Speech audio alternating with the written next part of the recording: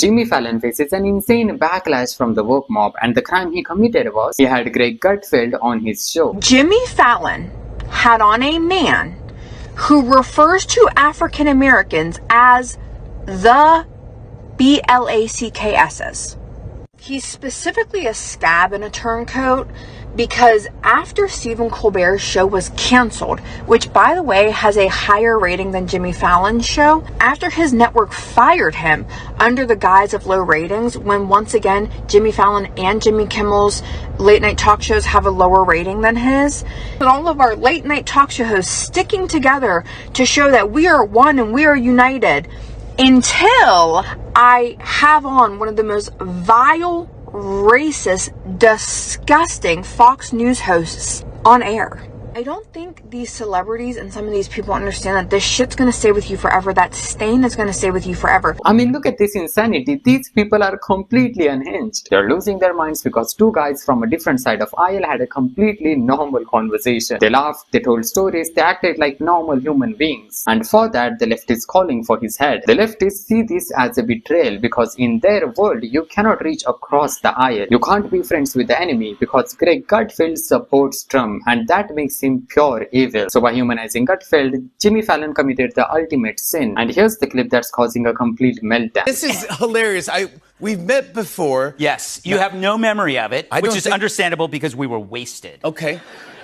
But we have a mutual friend named Tracy. We won't get into it. He looks like a cross between a Viking and a larger Viking. I know Tracy. Yes. So he opens a bar. It's an illegal speakeasy in Hell's Kitchen. It was like the size of a shipping container. How many years ago? This is about 15 years, I think. And inside, it looks like a place where special ops forces waterboard terrorists. Oh my God. It wasn't that bad.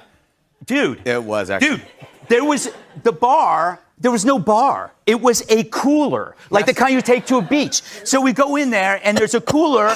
Dude, and you're not making this up. I totally know what you're talking about. Yes. Yes, you remember this. I think I remember bringing beer into the bar and then him charging me for my own beer. That's Tracy.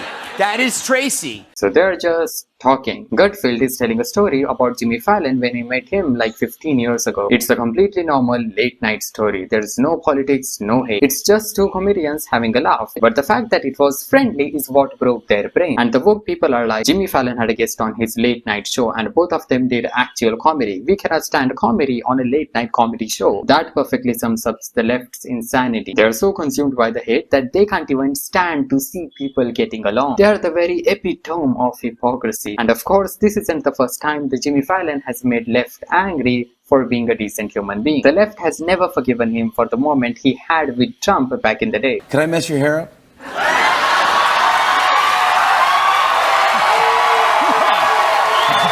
I'll be gentle. I'll be gentle. As long... The answer is yes, but the people in New Hampshire, where I'm going to be in about an hour from now, I hope they're going to understand. Okay? You say yes? Go ahead. With my hairspray.